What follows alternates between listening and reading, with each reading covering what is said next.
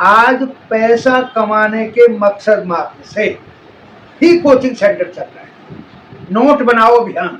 अब नोट बनाओ अभियान में मेहनत की तो कहीं जरूरत ही नहीं रहेगी, बेईमानी का तरीका रह गया। नोट बनाओ अभियान, हाँ नोट कमाओ मेहनत से, उसमें पहले तैयारी करके तभी बच्चों के सामने क्लास में पेश होना होगा और ब्लैक बोर्ड पर बाकायदा हल करके सॉल्व करके कि बच्चे की समझ में आया नहीं आया, और फिर बच्चों से भी बार बार ये पूछना पड़ेगा, हाँ भाई सब की समझ में आ गया, तब तो कुछ ठीक है। जो आदमी गिरफ्तारी के ही होने से डर रहा है तो वो इसका मतलब गुमराह करने का प्रयास कर रहा है।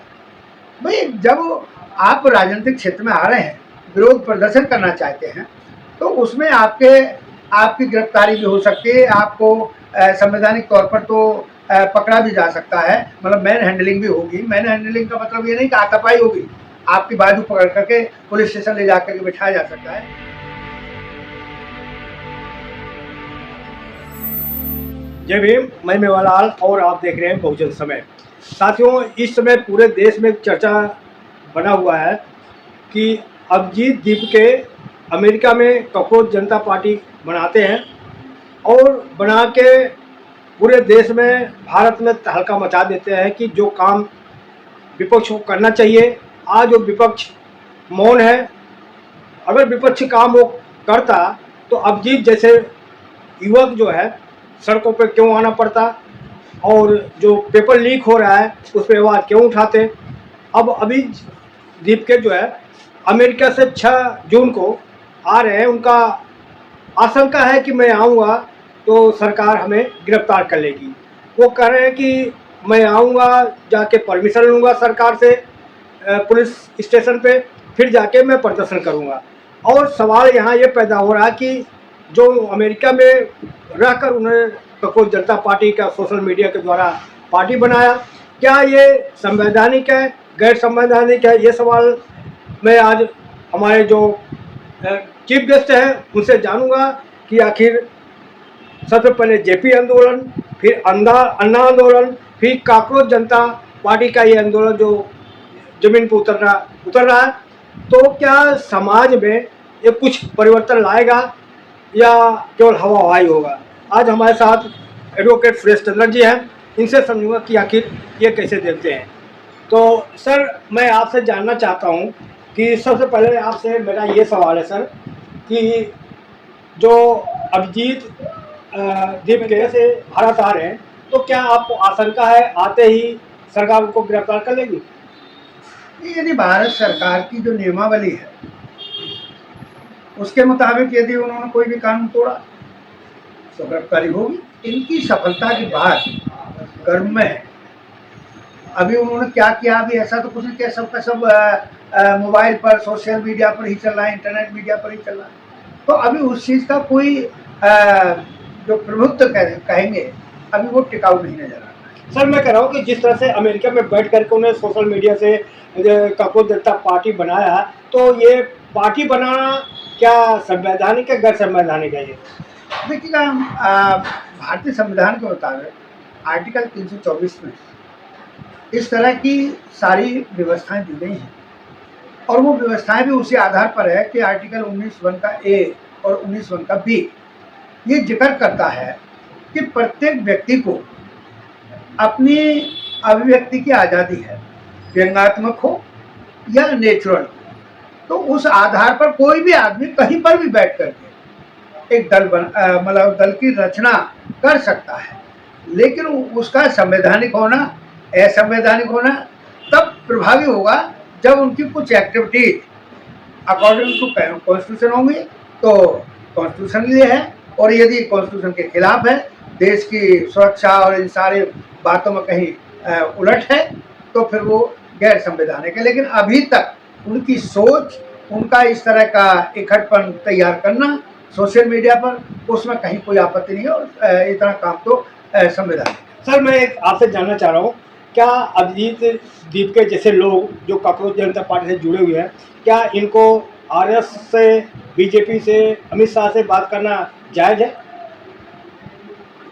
नहीं, जब राजनीतिक क्षेत्र की बात आए तो सरकार को बहुत सारे ज्ञापन देने पड़ते हैं, जैसे विपक्ष की भूमिका निभानी पड़ती है कि भाई आपके सरकार ये काम गलत कर रही है, आपकी सरकार में आपके अनजान रहते हुए ये गलत काम कर रहे हैं और समाज पे ये बुरा प्रभाव पड़ रहा है।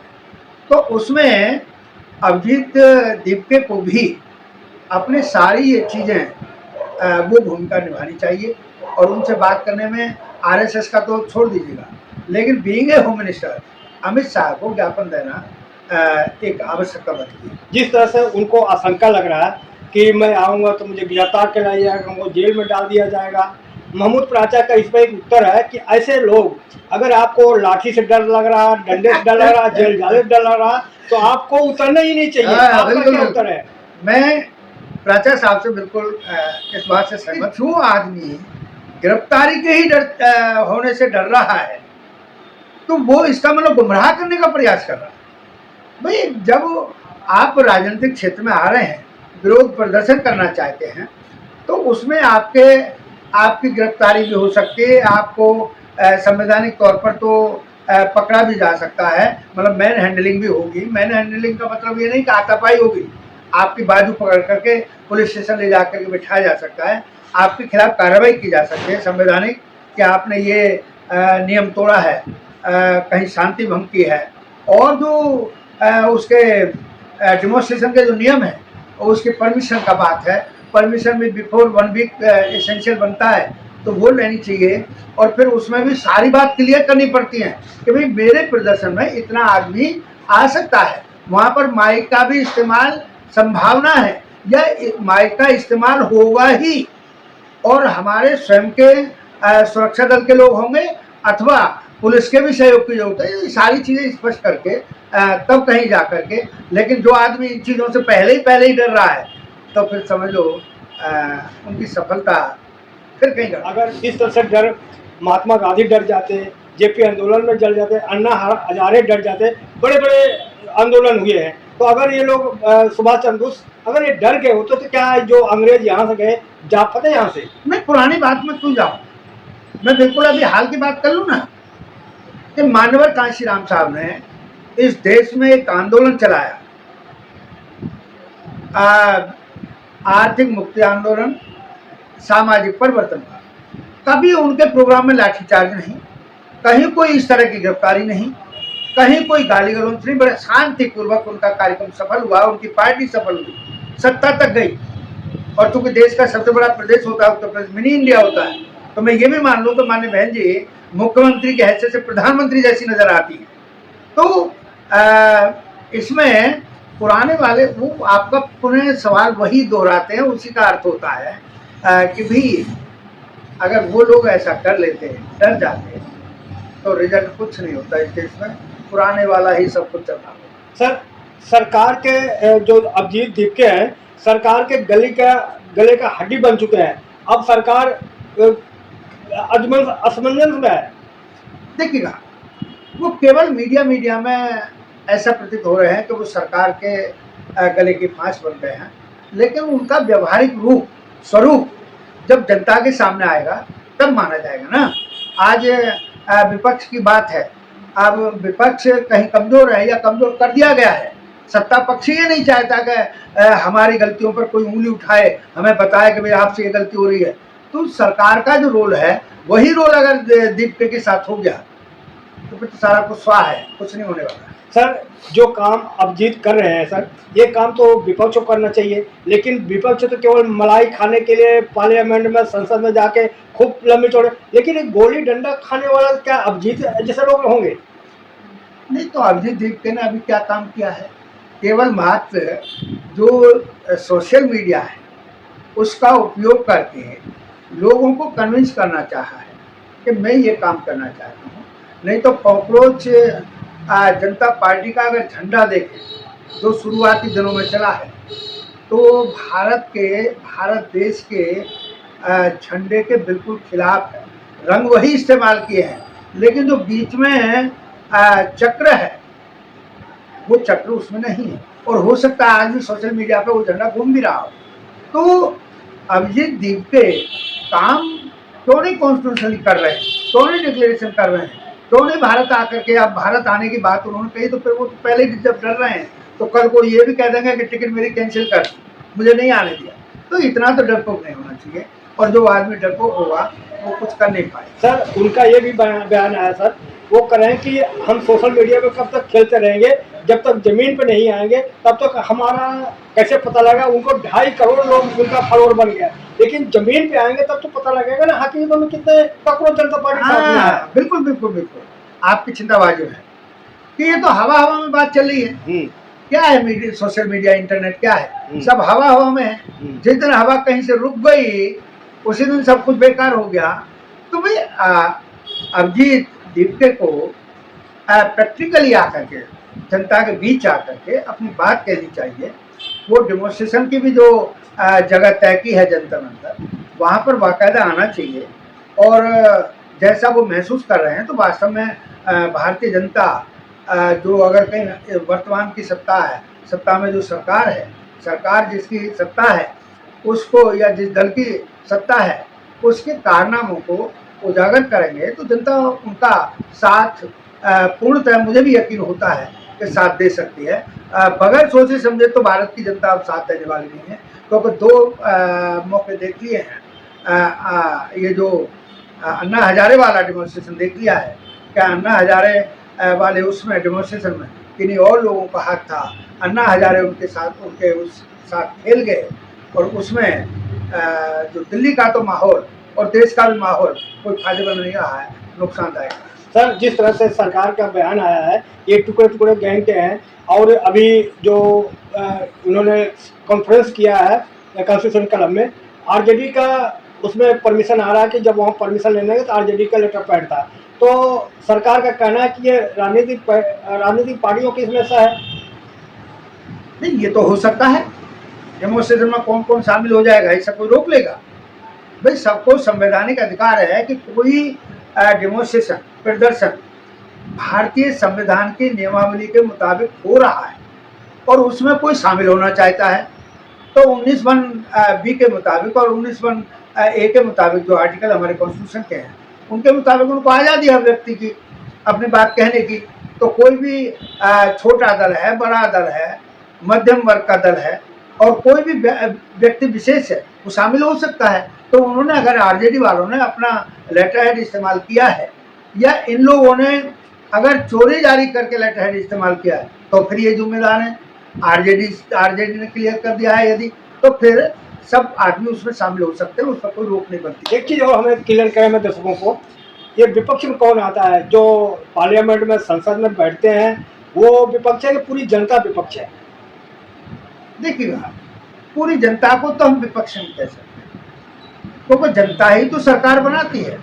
तो जिन्होंने आज की, मान लीजिए उदाहरण पेश किया जाए, आज की जो भाजपा सरकार है, जिन्होंने ही भाजपा को वोट दी है, वो एक अलग बात है कि ईवीएम के माध्यम से कहीं गड़बड़ है, अगर बैलेट पेपर से होता तो और ज़्यादा कहीं स्पष्ट हो पाता। और तो जिन लोगों ने, भारतीय जनता ने बीजेपी को वोट कास्ट किया है, उस आधार पर वो दल जीता है, उसकी सरकार है आज केंद्र में और स्टेट पर, कई स्टेट पर, तो वो जो है तो फिर विपक्ष में नहीं होगी जनता। हाँ, परिवर्तन हो सकता है कि जिनकी सरकार बनाई उसी सरकार से लोग दुखी हो गए, जैसे आज बीजेपी की सरकार लोगों ने बनाई लेकिन वो लोग दुखी हैं, तो वो भी विपक्ष का रोल कर सकते हैं। और जो आज विपक्ष है भारत में, जो संविधान के दायरे में रह कर के संसद में बैठते हैं, विपक्ष की भूमिका निभाते हैं। विपक्ष की भूमिका है क्या? विपक्ष कोई आपस में गाली गलौज करने का माध्यम नहीं है कि भाई सरकार की कोई पॉलिसी है वो जनता के हित में नहीं है, उस पर आवाज उठाना विपक्ष की भूमिका कहलाता है। विपक्ष कौन है इस समय? तो विपक्ष में कांग्रेस है, उसके पास ज़्यादा वो हैं सांसद हैं, तो विपक्ष की भूमिका में है। और जो उससे भी ज़्यादा सांसद हैं वो सत्ता पक्ष में, वो बीजेपी है।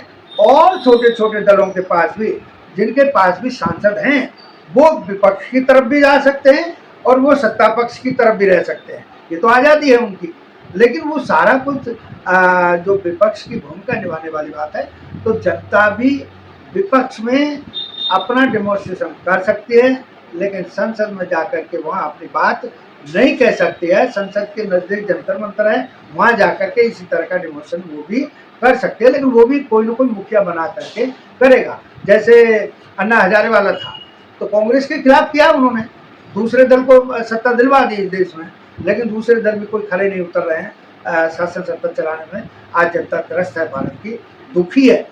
और वही नहीं, जो सत्ता पक्ष के कार्यकर्ता हैं और छोटे मोटे पदाधिकारी हैं, बड़े पदाधिकारी तो लोग लालच में तारीफ कर सकते हैं, लेकिन आज वो भी दुखी है। सर, जिस तरह से देश में पेपर लीक पर लीक हो रहा है और भ्रष्टाचार फैला हुआ है, तो ये जो युवाओं का ग्रुप है ककरोच जनता पार्टी, ये जो शिक्षा मंत्री प्रधान जी का इस्तीफा मांग रहे हैं, क्या इस इस्तीफे से हल हो जाएगा? देखिएगा, एक नमूना तो बन जाएगा कि अगर शिक्षा मंत्री, भाई उनको शिक्षा सचिव वालों को क्यों हटा दिया, चेयरमैन सीबीएसई के चेयरमैन क्यों हटा दिया? भाई जब यदि उन दोनों से गलती हुई है तो उनके ऊपर कंट्रोल करने वाले ये मंत्री लोग हैं, क्योंकि एक नियम है ना संविधान का कि एक जनता का आदमी और एक सरकार का आदमी।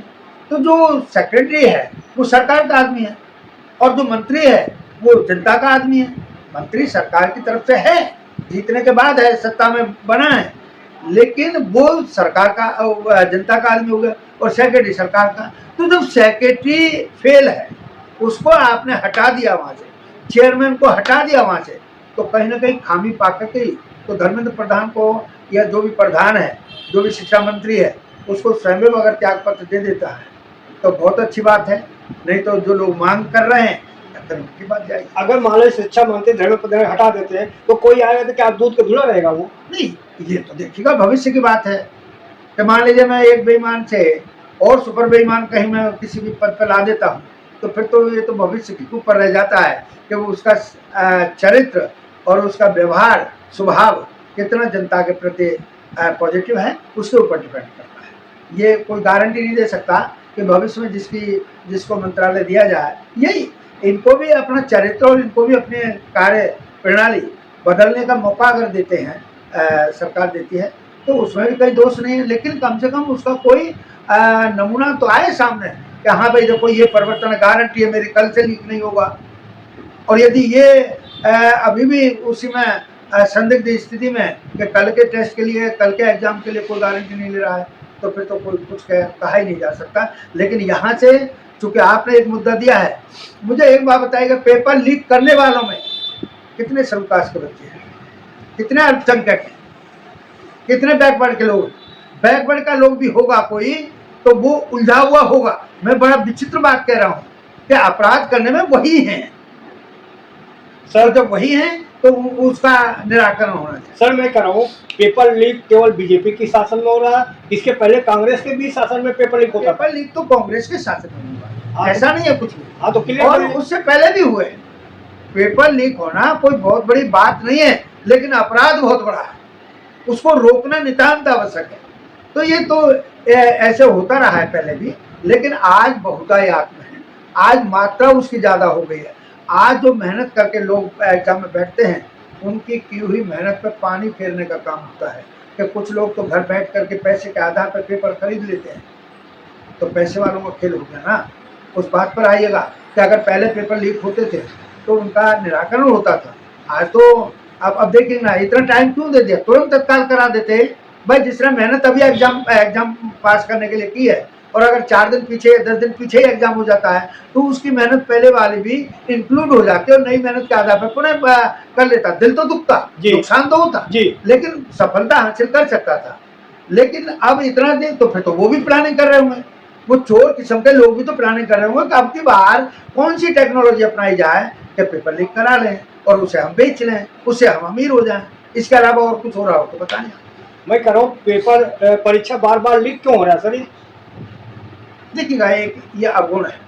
हर आदमी ये चाहता है कि सस्ती दर पर, मतलब सस्ती दर नोटों की नहीं है, मेहनत की भी है, कि कम से कम मेहनत करनी पड़े, पास होने की गारंटी मिल जाए, उसके विपरीत में कितना ही पैसा मुद्रा देना पड़े, या कहीं किसी की चाटुकारिता करनी पड़े, या किसी के पैर पकड़ने पड़े, या कोई और सेवा देनी पड़े, बहरहाल कम ताकत पर बढ़िया रिजल्ट निकालने के लिए ये दोषी प्रथा है। सर सवाल आ रहा है सोशल मीडिया में, जो पेपर लीक हो रहा है, जो शिक्षा मंत्री है अब ये धर्मेंद्र प्रधान, ये चुनाव में व्यस्त है, असम में, बंगाल में, वहाँ व्यस्त रहे, इसलिए इनको मौका मिल गया, जो ये पेपर लीक करने वाले थे, इसलिए पेपर लीक हुआ। तो इसलिए तो जनता वो मांग रही है। मेरी समझ में ये आ ही नहीं रहा है कि देश का प्रधानमंत्री है तो जाएगा चुनाव प्रचार प्रसार में, गृह मंत्री है तो जाएगा केंद्र का राज्य के उसमें। अरे भाई, तुम बीजेपी के लोग थोड़ी रह गए। जब तुम गृह मंत्री हो गए, जब आप प्रधानमंत्री हो गए, आप रक्षा मंत्री हो गए, तो फिर आपकी ड्यूटी देश के प्रति बन जाती है। आपकी ड्यूटी उसमें जाकर के नहीं है कि टॉयलेट से लेकर के सब जगह तुम ही जाओगे, ऐसा नहीं है, ये प्रथा गलत है। अब ऐसे प्रधान लीक होने में और क्वेश्चन लीक होने में क्या अंतर है जी? बात तो ये की है कि मैं यदि बेईमानी की नीयत से, नकल करने की नीयत से और मुफ्त में मतलब बगैर मेहनत किए पास होने की नीयत से जब मैं एग्जाम में बैठ रहा हूं, तो मुझे तो क्वेश्चन ही तो चाहिए जिसका जवाब मैं पहले से तैयार करूं कि क्वेश्चन नंबर इतने का जवाब ये है, टाइम बचा, अगले क्वेश्चन के लिए टाइम मिलता है। तो यहाँ तो वो पद्धति भी लागू नहीं होती कि जो आसान क्वेश्चन है, जो बुद्धिमान कोचिंग इंस्टीट्यूट वाले जो टीचर्स हैं वो बताते हैं, नियम भी कहता है प्राकृतिक कि जो पहले सबसे आसान क्वेश्चन है उनको कर लो। तो जब क्वेश्चन टिपिकल है तो मैं यही तो चाहूंगा कि मुझे क्वेश्चन मिल जाए, और क्वेश्चन मिल गया। क्वेश्चन चूंकि पेपर में निहित है इसलिए क्वेश्चन लीक हुआ, तो पेपर लीक हुआ, एग्जाम वो हुआ। सर मैं आपसे जानना चाह रहा हूँ, ये जो टीचर है ना सर, ये दो कौड़ी है, अंजना ओम कश्यप कर रहे हैं कि इनको दो कौड़ी का कुछ आता नहीं, तो जो बड़े बड़े चैनल पे बोलते हैं को क्या वो कानी कौड़ी है? देखिएगा, उनका इस तरीके से शब्द इस्तेमाल करना संवैधानिक तो नहीं बनता। हाँ, अगर कोई व्यक्ति विशेष है, उसको खाक नहीं आता है और कोई टर्काओलॉजी और बहकाओलॉजी पद्धति को अपनाता है अपने टीचिंग प्रोफेशन में, तब उनको ये बात कह देना कोई बहुत गलत बात नहीं होगी। लेकिन पूरे टीचिंग प्रोफेशन को इस तरह से बोल देना, वो आज पैसा कमाने के मकसद मात्र से ही कोचिंग सेंटर चल रहा है। नोट बनाओ अभियान, अब नोट बनाओ अभियान में मेहनत की तो कहीं जरूरत ही नहीं रहेगी, बेईमानी का तरीका रह गया। नोट बनाओ अभियान, हाँ नोट कमाओ मेहनत से, उसमें पहले तैयारी करके तभी बच्चों के सामने क्लास में पेश होना होगा और ब्लैक बोर्ड पर बाकायदा हल करके सॉल्व करके कि बच्चे की समझ में आया नहीं आया, और फिर बच्चों से भी बार बार ये पूछना पड़ेगा, हाँ भाई सब की समझ में आ गया, तब तो कुछ ठीक है। सबको एक ही डंडे से हाँकना वो। सर शिक्षा को सस्ता करना, फ्री शिक्षा पढ़ाना, यूट्यूब के द्वारा खान सर ने कहा कि हम शिक्षा को सस्ता करेंगे, उनके जो कोचिंग सेंटर पे गोली चल गई, उनका तोड़ फोड़ कर दिया। सर देखिएगा, ये जनता के दिमागी कसरत के लिए बात है कि अगर मान लीजिए कोई भी है, चाहे वो खान सर है, चाहे वो जैसे नाम भी है गोविंद खान, आधा नाम उधर का और आधा नाम उधर का, ये तो खान सर है, तो मान लीजिए कोई गोविंद खान है या कोई और सिंह साहब हैं या कोई और शर्मा, गौड़, पाठक, शुक्ला, गुप्ता, कोई भी है, लेकिन यदि वो सस्ती दर पर बच्चों को कोचिंग पूरे मनोबल के साथ, पूरे दीन ईमान के साथ उपलब्ध करा रहा है, मॉडर्न टेक्नोलॉजी के साथ उपलब्ध कराना चाहता है और करा रहा है, तो उसका कहीं कोई कसूर नहीं। सर ये जो यूट्यूबर हैं, हम जैसे लोग हैं, क्या फेक न्यूज फैलाते हैं, व्यूज के लिए ये लोग काम करते हैं, और जो मेन मीडिया है वो सच्चा मीडिया है? देखिएगा,